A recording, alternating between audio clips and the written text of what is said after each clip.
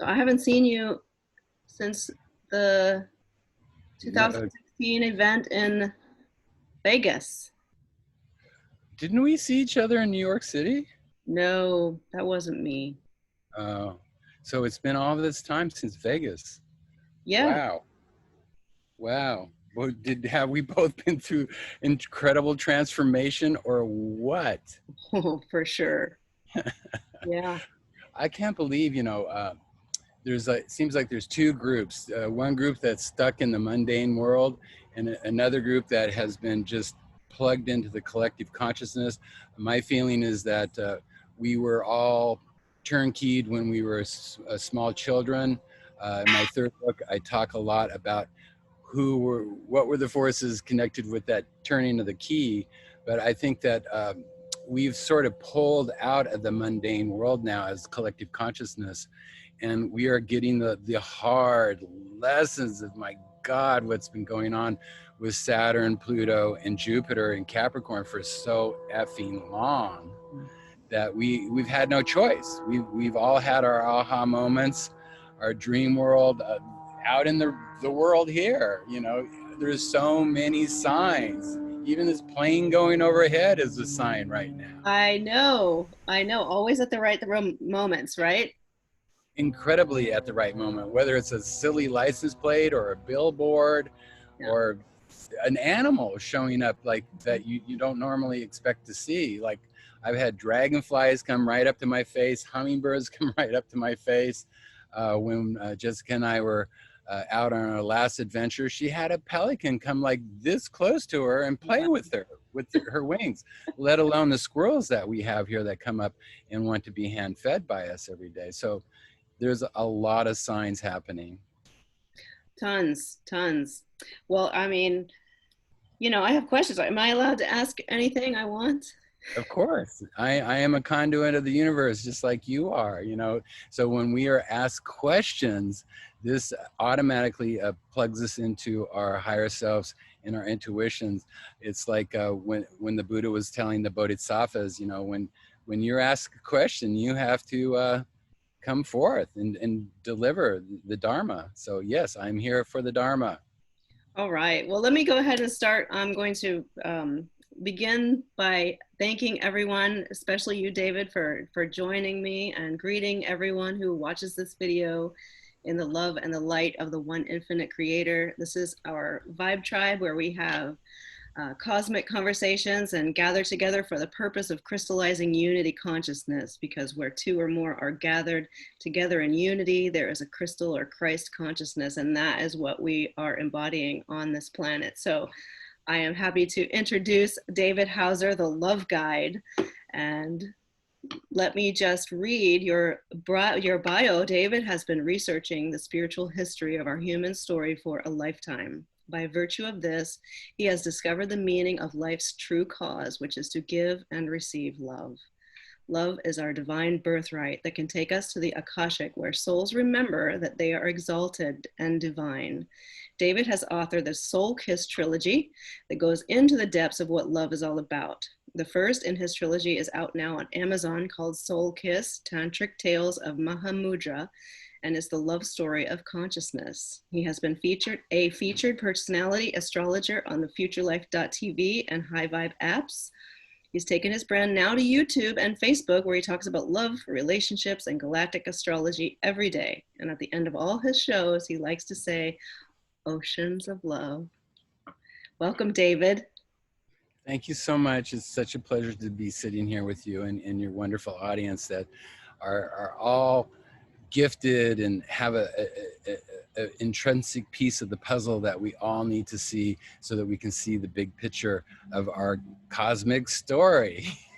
True. Well, I have had the pleasure of being in your company, and you are probably the best and most positive experience that I had in the astrology conference that we met at in Vegas 4 years ago. But for people who have never met you, tell us who you are. Who is David Hauser? How did you become the love guru, the love guide? Well, I've always been this person. I've had the great pleasure of, in my youth, of being plugged into the Akashic through uh, a being that I can only describe as the Blue Lady. Later on, it was revealed to me who that is, and it's actually in my third book. But at that point, it became me running to go to sleep at night because I couldn't wait to go into the Akashic and learn from these ascended masters, these transcendental beings, these immortal beings that had so much truth to share with me to help me remember. And my goal here is to help us all remember that love is our sole purpose, and everything else is redundant and mundane in comparison to the love we create and the love that we accept from others. Um, that that is basically my cause, and has always been my cause, whether it was during my time in Atlantis or during my time in Nalanda, where I was a teacher, a Buddhist teacher, talking about dependent origination, emptiness, uh, impermanence, all these things that are very important for us to understand, that we are not limited to this lifetime or time itself. And I think that time itself has come front and center in a lot of the collective consciousness's view right now, as we are starting to move past this idea of life and death and seeing the big picture of omnipotence, and that life is just one long day. Now, were you always awake, or did you have an awakening? What was your childhood like? Were you always just kind of I aware? I walked in, like I said, by virtue of the Blue Lady. My first recollection of that is around 3, when I asked my grandfather if everybody saw the Blue Lady. I thought everybody saw auras. I thought everybody had dreams of hanging out with these beings, or flying or traveling in the universe and going to other planets. I just thought this was normal. And so I asked my grandfather if he had seen the Blue Lady. And he told me, oh, you're just projecting your dreams. When you see her next time, just pinch yourself and check your eyes to see if they're open. Well, I did both those things, and she was still there. So, I mean, that created the first conundrum of fear. And because, I'm an innocent child, Mm. but these beings took it to another level for me to in my dream world, so that I would not be so afraid, and that I could get more information and downloads, and to start to put the pieces of the puzzle together as much as I have at this point. And that's why I was compelled to write these 3 books, so that we could all share this view. And a lot of it, the work in the books are things that only people on the path will understand, as it should be, because in some ways we're still, it's still necessary to be incognito. In other ways, we are here to connect with our tribe. And it's not so much of helping all these other people that are living in the mundane world, as it is helping our tribe remember and get stronger, so that we can continue to direct consciousness.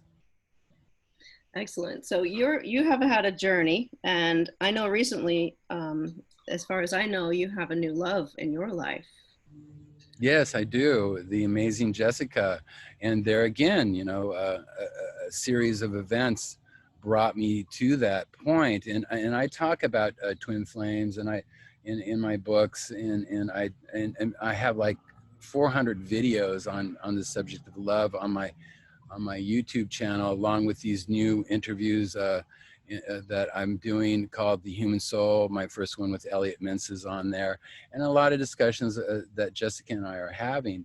But we all have an imprint of the person that we're supposed to be with, to be our partner and to be our energetic energy, energy. What can I say? Vehicle to get us into the into emptiness, to attain those high levels of sublime bliss, and what the Hindus call Samadhi and Nirvana. So, but because of all the chatter of this mundane world, because of what people tell us we got to do, and this is how it works, and this is what it's supposed to be, which really has been very directed these last 150 years after the Victorian age. So we buy into that. Oh, I got to go to college. Oh, I got to have a retirement plan. Oh, I got to do this. Oh, I got to do that, only to be misdirected and miss the opportunities of connecting with our true love. And in my first book, I talk about those who missed, those that hit, and those that figured it out towards the end. And luckily for me, who was at the end of my rope, thinking that, I'm never going to have this in this lifetime, then the universe did its humorous thing and connected with Jessica. And believe me, I was thick-headed in the beginning. I did not see it. It was almost a year after we first met that I saw her again the day after Valentine's Day at an event I was doing with the Leo King in Hollywood, that I went, oh my God, it's her. Yeah. Yes. And I believe me, I did not let it go. And like I say, real twin flames run towards each other, and there's no runners or, movie, you drop everything, all your ideas and concepts about everything to run towards each other. And Jessica and I did. And it was not an easy thing because of all the programming and dealing with, the karma of your lineage. This is not easy stuff to shed. Yeah. But the people that are on this huge restoration of the truth, realize that we have to end that lineage karma in order to be the persons that we truly are, instead of listening to what I like to call George. If you've seen the Cloud Atlas, you've seen old Georgie on that. So when you get rid of that nagging voice, rah, rah, rah, she's not your one, they're not supposed to happen, she's gonna just dump you, she's gonna get ready, all these nonsense things, then you can see the truth, and the I love yous come nonstop. And Jessica and I certainly have that I love you mantra going in our hearts constantly, every day, in this world and in all worlds, and in all realms and all times. And we were meant to be, and thank God that I arrived there. And I'm here to help others. That's my credo, is I'm here to help you find the love that you've always meant to have. So you think, this is how I see it. I see it that the programming has been in the media and like the Disney princess films, where they program you to believe that love is a certain way, and it sets people up for disappointment and failure and circling the drain forever. But the truth is, and there's a lot of information about twin flames, and there's this romantic, fantastic, idealized image of what true love really is like. But when you get with your twin flame, like you said, in order to become connected and together and unified, you have to clear that karmic baggage, and doing that is hard. And my experience, if you're with your twin, there's no other love like that, and that on some level, that I can't run from this, I can't go anywhere else, because I'm never going to find this in anyone, because this is the one. And so my choices are either be miserable and don't deal with my stuff, or have moments of happiness while I'm clearing this garbage. And then, in the end, we end up, finally happy, but, the purpose is to clear it. Yeah.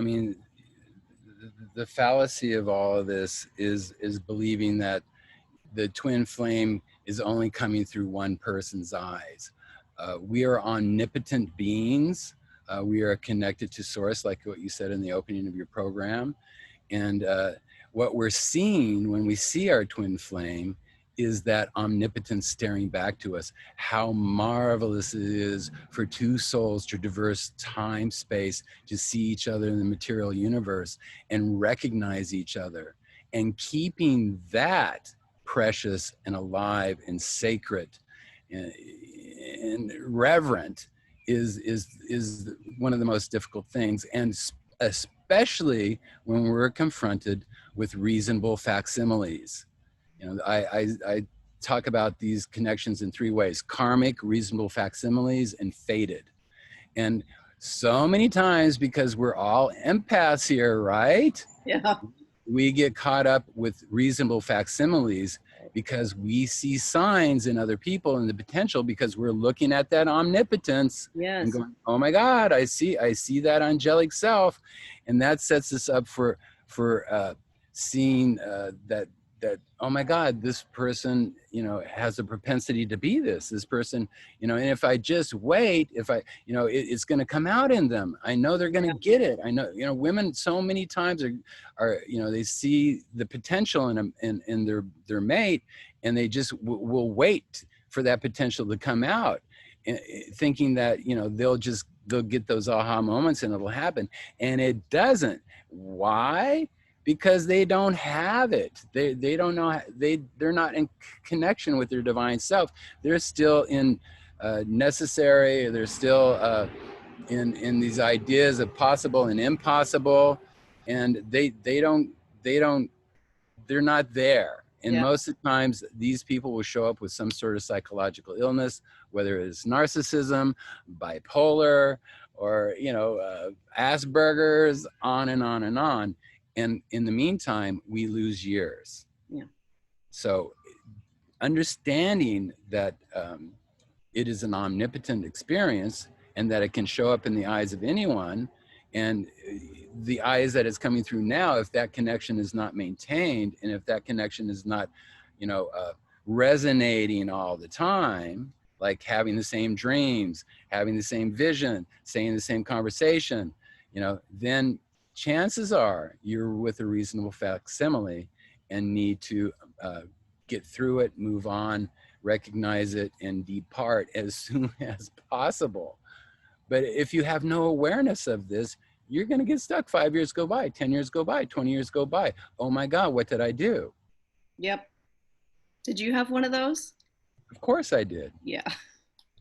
Me too. I guess it's amazing that you use that term to describe it, because literally my former reasonable facsimile, who I was with for 20 plus years and had children with, even had or tried to convince me somehow, and I was convinced that he had certain characteristics that my actual, I guess you would call them, fated relationship actually has. And I was like, oh, okay. It's like on some level, the omnipotent part of me was looking for certain clues to find my fated relationship, my twin. And I stopped, and I accepted the presentation of this reasonable facsimile. And that for years, it was clear to me right in the beginning, but I had so much within myself that lack of confidence, unworthiness, fear of being alone, fear of abandonment, that I stayed. And I was like, okay, if I could just make this work. And literally right before we broke up, I was like, okay, so maybe soulmates don't exist.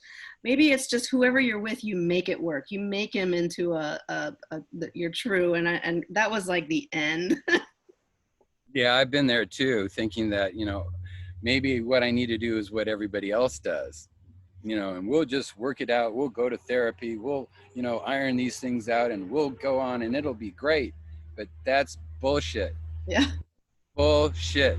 It's when you really connect with that omnipotence, and you both understand how precious that is, and will do everything in your power to preserve it, and to deal with old Georgie gnawing away at you saying, they don't really love you. They're just using you. Or whatever the 10 million things are, or being gaslighted, like you apparently were. Like yes, for sure. when somebody negates a woman's intuition, beep, beep, beep, beep, beep, warning light. Because right. Why? Women are plugged into omnipotence in a very clear way. Men, not so much. They don't understand their divinity and their divine connection. You guys give birth. Holy cow. That connection with the universe is never going anyway. And believe me, the patriarchs try to beat it out of women for 10,000 years that we know of. Yeah. how much longer that was, who knows? Right. Yeah, and this whole thing, one of the things that kept me stuck is like God hates a divorce. So I was trying to, I mean, I could tell you my whole spiritual story. Not only, was the intuition broken down by my handler, but also, my faith, my beliefs. Because when I was a kid, you had a grandpa that said, "Pinch yourself." Mine said, "Oh, go to church."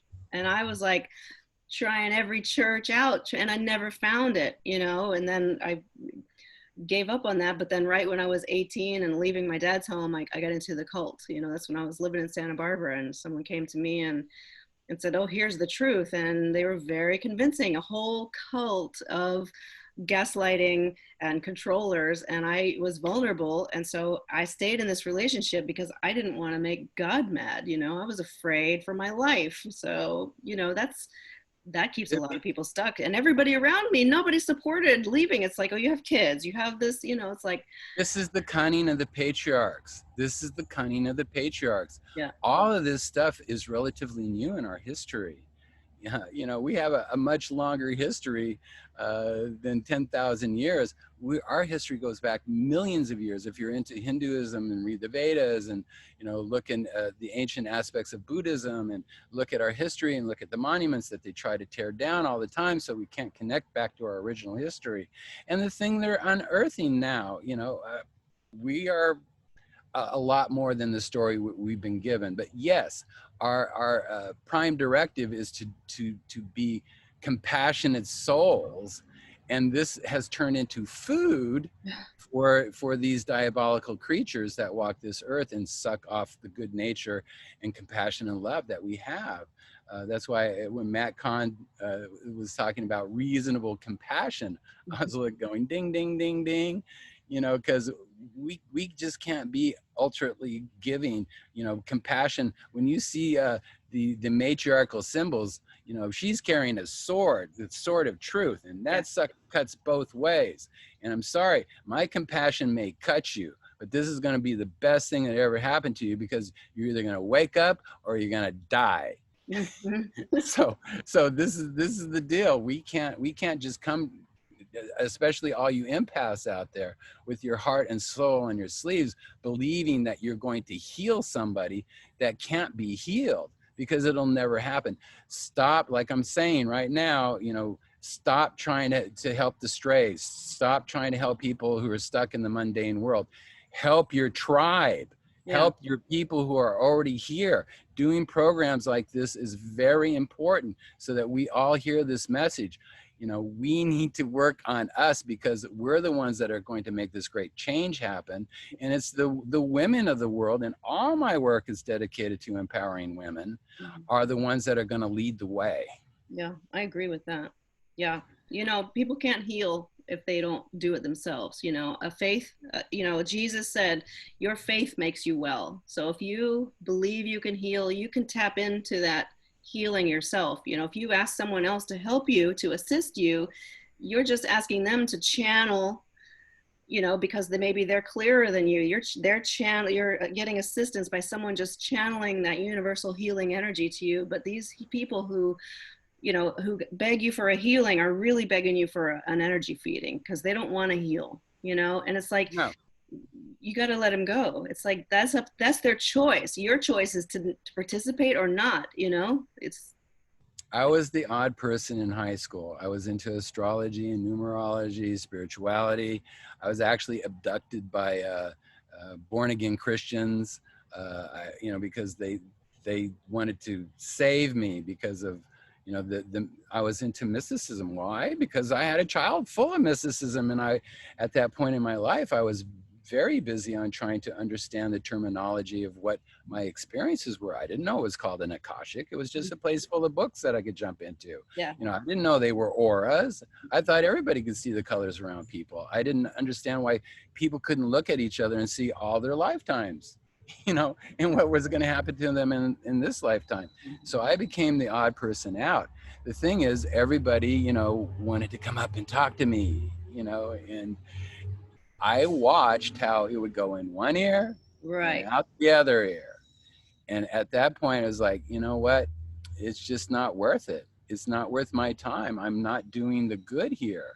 So I got into the creative arts because of that, because I felt that if I could help people go through the creative process and understand the creative process, that would help bring the voice through them, you know, like Nostradamus spinning, or not Nostradamus, Rumi spinning until he got the message, and then the scribes would write it down.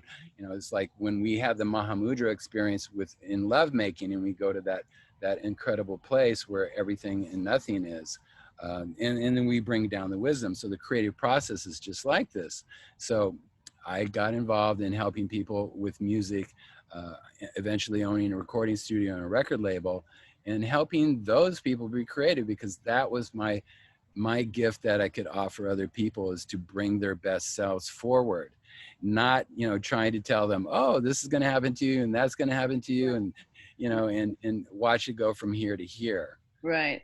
Yeah. I mean, there's a point where you know, you have to be self-loving and recognize, you know, the most loving thing I can do for this person in front of me is to just let them go, let them have an experience, you know, let them have the experience of saying, you know, this is enough. You know, you have more power than you, or, you know, I don't want your power. You know, you can heal, but I'm not the one for you. I mean, just as far as like women being in relationships with people who just basically drain their energy, even though, you know, the reason why I'm talking about this is because there are people out there who, you know, they say that they're spiritual and they say all the right things, but then, you know, it's like if you look at the results, you know, are they doing the things that they are talking about? And if they're not, then your self-loving thing, it's karmic if you don't let It's go. all energetic. It's Yeah, all emotional. Like I said, the universe doesn't speak English, it speaks emotions.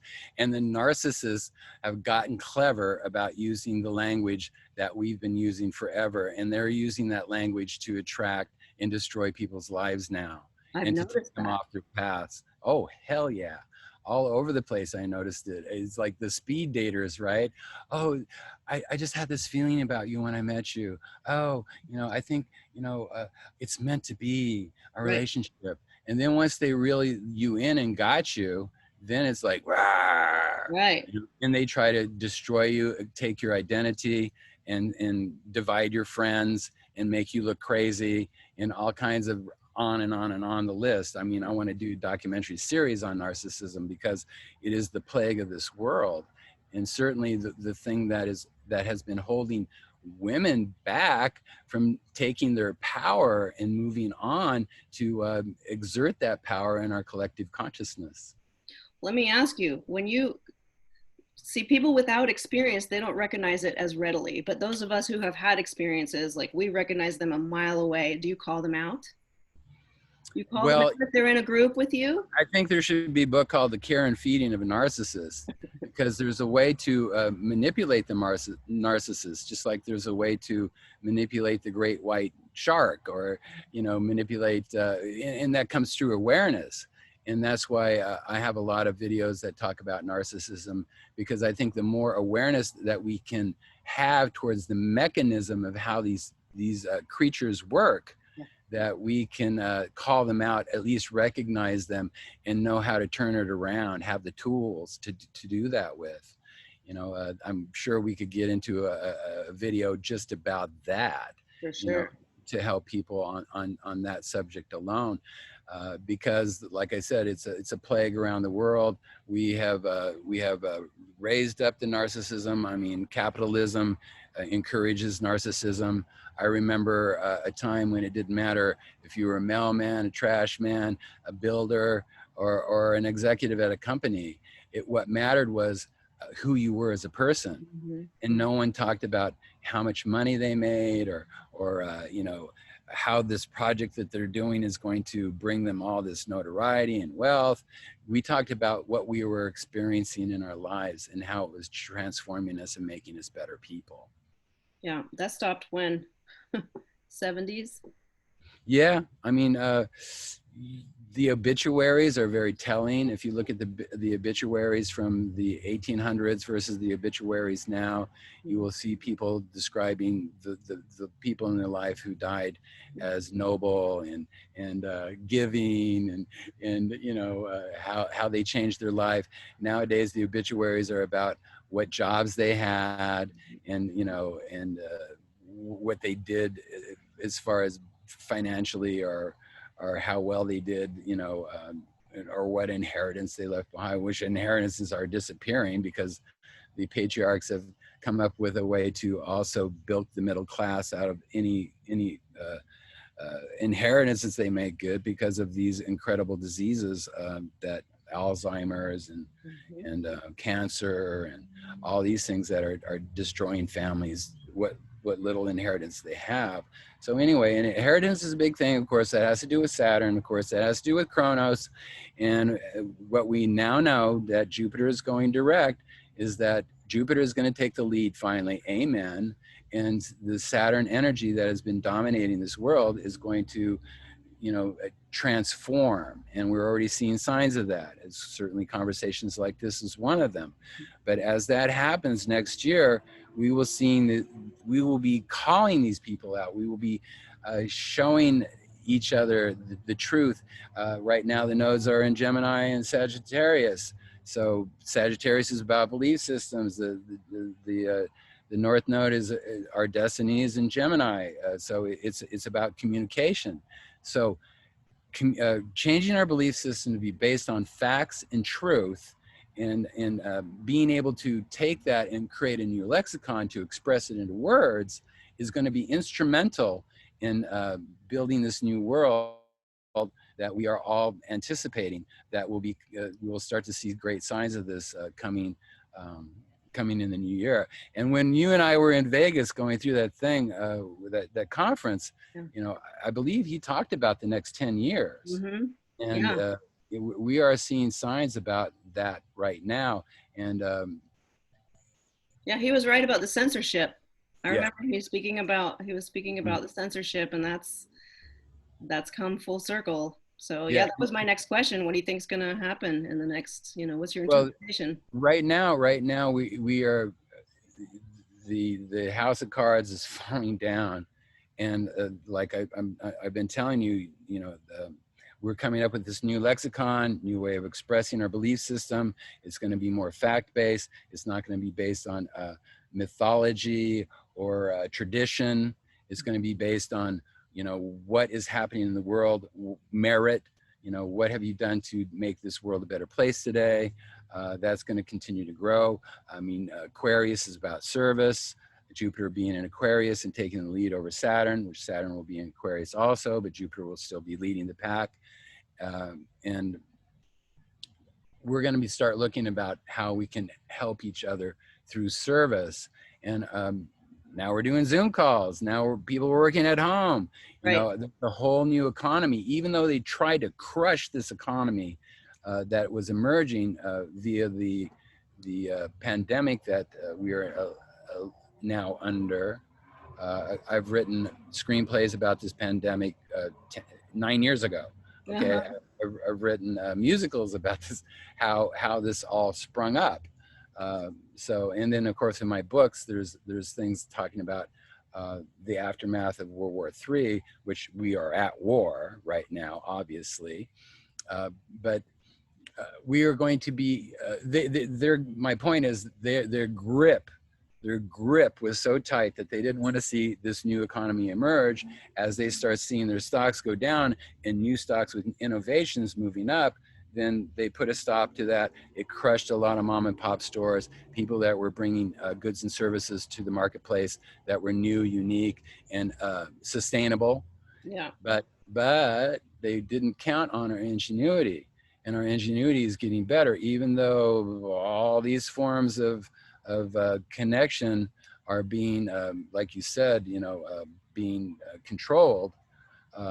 That we are finding new ways of reaching out and touching each other. Certainly, as the Tibetans say, the endless knot is getting more plex on it by our collective consciousness as we feel each other around the world. And that's the good thing about social media, is it's enabled us to have a clearer view of all of us who are on this wonderful um, mission to bring love and compassion to this world, that we feel each other. And we're directing consciousness by virtue of that towards love and compassion. So this new economy will spring up despite all of that. And we will start strengthening that economy with, our little funds. I mean, look at China. China started out making little tiny things, making pennies. Now they're one of the biggest economic superpowers of the planet. So we've been doing that as 2012 was the beginning of the matriarchal epic, that now it's fully emerged, and our entrepreneurial spirit is definitely connecting each other together to keep us awake, alert, alive, and remembering the true mission. So that will continue through the next few years. It's going to be a struggle, because we are creating a new foundation, a new sides, new home, a new building for us all to be in. I'm sure a lot of you have been having dreams about being in a hotel or a building or a house or a place where there's a party. It always starts out with a party, and that's what we're doing. We're making this party happen. We're going to be building that, like what David was saying at the conference. It's going to take 5 years of that. I think at 2025 that's when we will be on this new platform, and we will be experiencing it without the old patriarch nipping at our heels. Yeah. Do you think that our consciousness is going to manifest a revelation of the truth about what's been going on, really? Because, we're coming into accessing our consciousness and our magical abilities. And do you think that's going to lead to like a natural exposure of how our abilities have always been there, but they've been kind of manipulated by others who are aware of those abilities? Do you think that revelation is going to happen? I think it's already happening.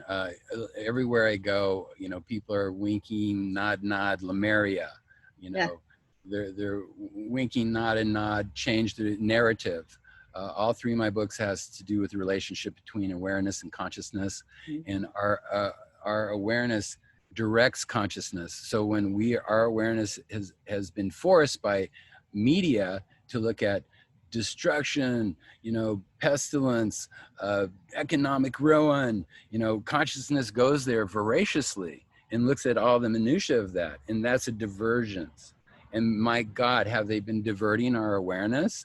Every week it seems like there's a different diversion, whether it's a fire, whether it's a protest, whether it's an illness, whether it's country going through some sort of conflict because of the people rising up, and stuff that isn't on the media, because all they want to do is keep us in the situation room.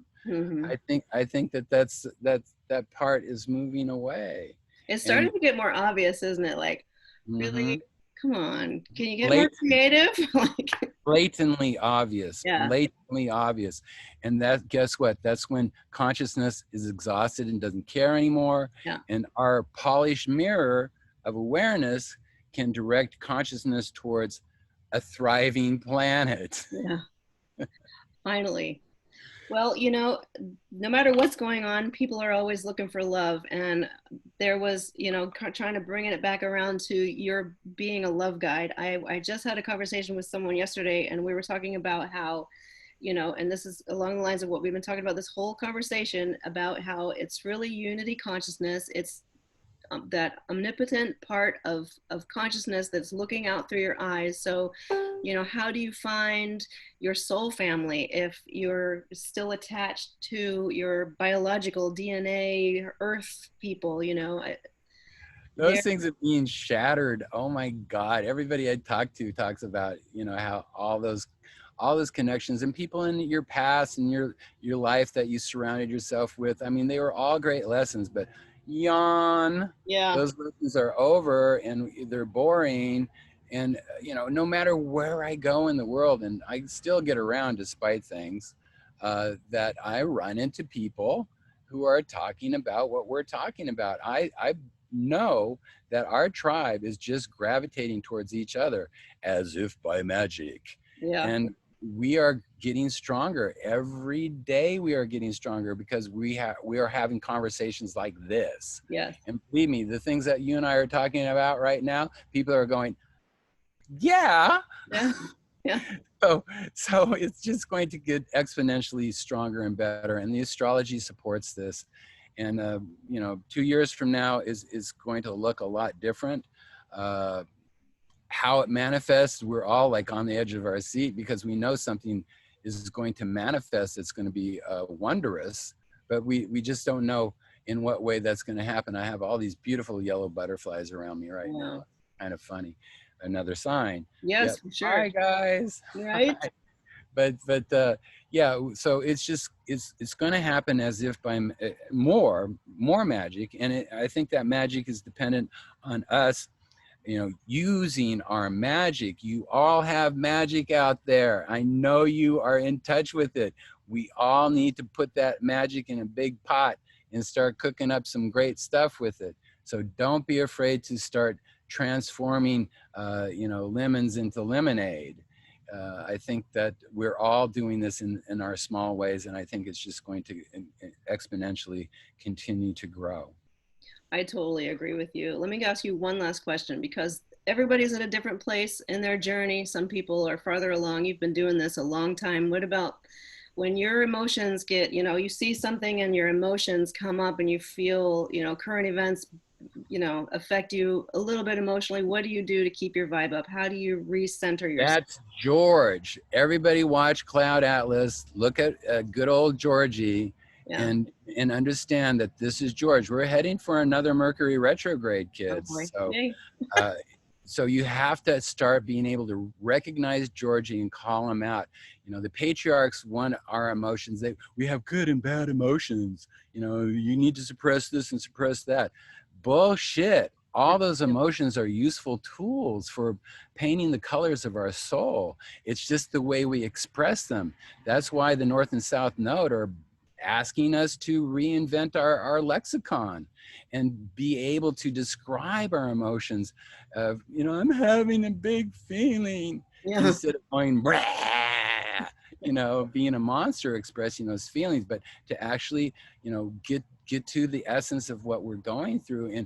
And I need your help to help me describe it, because I'm having a hard time describing it. It feels like this, it feels like that. And I'm not quite sure how to make heads or tails of it. Can you help me? Yeah.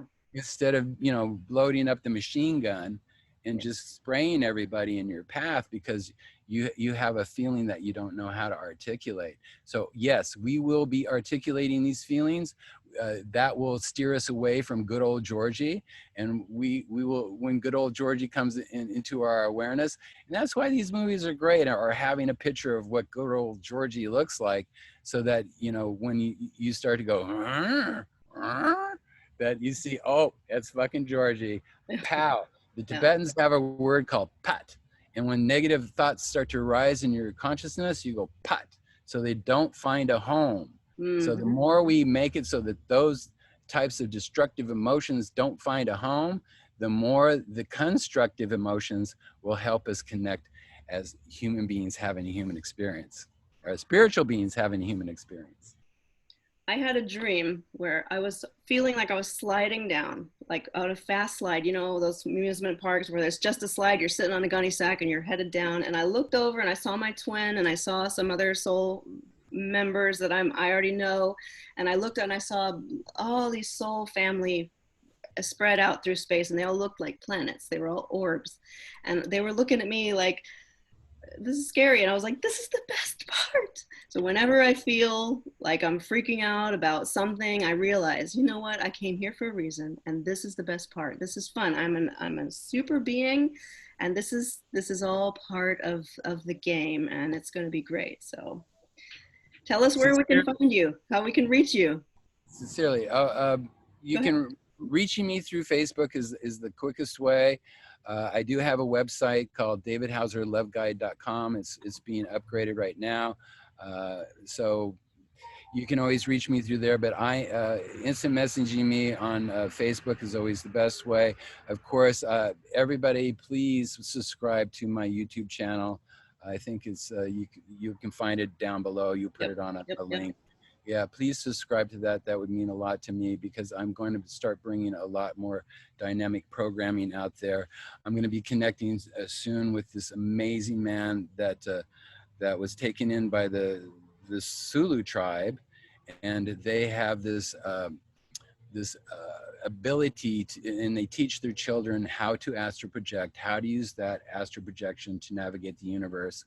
And his name is Rob Suskin, and he's an amazing astrologer from South Africa, and I can't wait to share his story with you next. So please subscribe to my YouTube channel. I need to grow this channel so I can get these messages out there.